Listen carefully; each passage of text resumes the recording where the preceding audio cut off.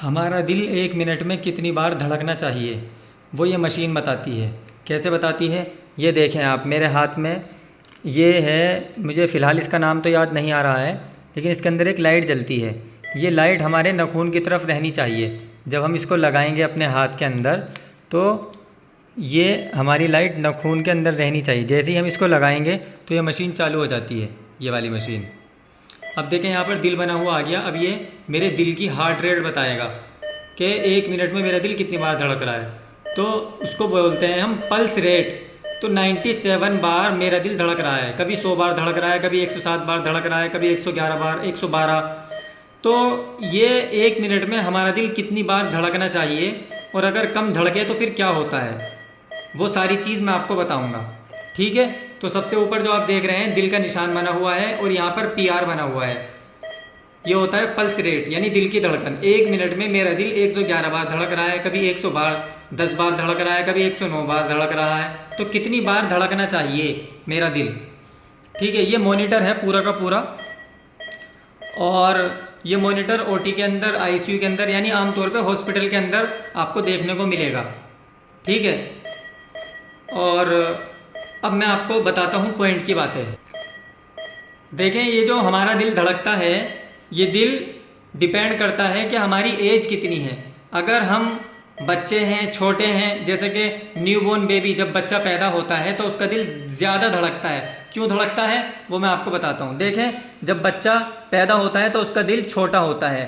तो दिल का काम होता है खून को लेना और खून को छोड़ना, दोनों काम होते हैं। वो खून को लेता भी है और खून की पंपिंग भी करता है। तो जब खून को लेगा, दिल छोटा होता है तो वो जल्दी जल्दी पंपिंग करता है। तो इसलिए न्यूबॉर्न बेबी, जो बच्चे होते हैं, उनका दिल जल्दी जल्दी धड़कता है। यानी बच्चों का जो दिल होता है वो 1 मिनट में 100 से लेकर 160 बार धड़कता है, क्योंकि उसका काम क्या होता है, खून को लेना, खून को छोड़ना, खून को लेना, खून को छोड़ना। तो जल्दी जल्दी धड़कता है, छोटी चीज़ जल्दी जल्दी काम करती है। ठीक है।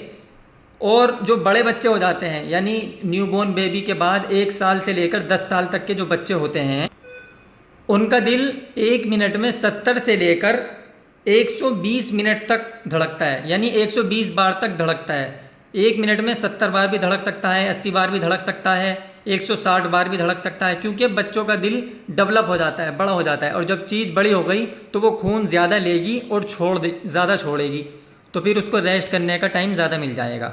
ठीक है। इसी तरह जो अडल्ट होते हैं, यानी 10 साल से ऊपर के जो होते हैं, उनका दिल 1 मिनट में 60 से लेकर 100 बार तक धड़कता है।